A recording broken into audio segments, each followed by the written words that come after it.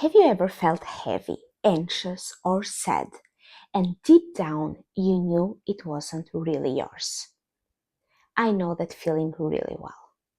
As an empath, I've carried energy from my family, my clients, even from strangers in the room.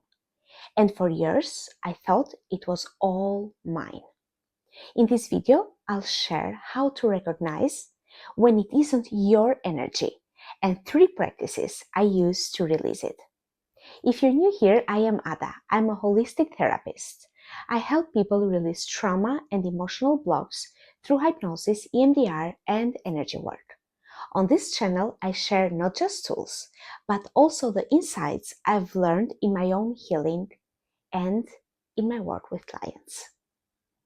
As children, we are incredibly open. I grew up feeling everything around me, my parents' stress, other people's sadness, and I thought it was all mine to fix. Sometimes this energy is ancestral, pain, fear, or shame that's being passed down through generations. And sometimes it's absorbed, like carrying a partner's anxiety or a friend's grief. The problem is when we don't recognize that it isn't ours, we keep trying to heal it as if it belongs to us. And that only keeps us stuck. One clue to recognize if it is yours or not is when an emotion feels much bigger than the situation. For me, I often felt waves of sadness that had no explanation in my own life. Another clue is when feelings come suddenly and out of place, like walking into a room and instantly feeling heavy or anxious, even though nothing actually happened. And sometimes you'll see patterns in your family line, like abandonment, fear, or scarcity, repeating through generations. I've seen this not only in clients, but in my own family system too. Here are 3 practices I return to again and again. Practice 1. The body check-in. I place one hand on my chest and one on my belly. I breathe deeply and ask, if this emotion belongs to me, I keep it. If it doesn't, I release it now. Almost every time, I feel my body soften as the borrowed energy leaves. Practice 2. Visualizing the release.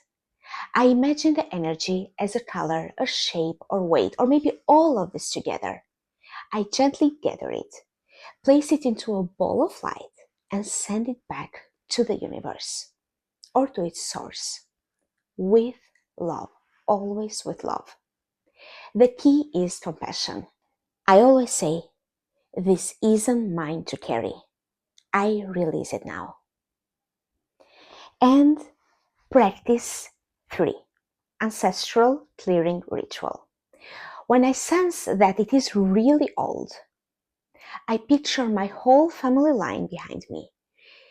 Parents, grandparents, generations before them, and I place my hands at my heart and I say, I honor your pain, I see it, and I release what isn't mine to hold.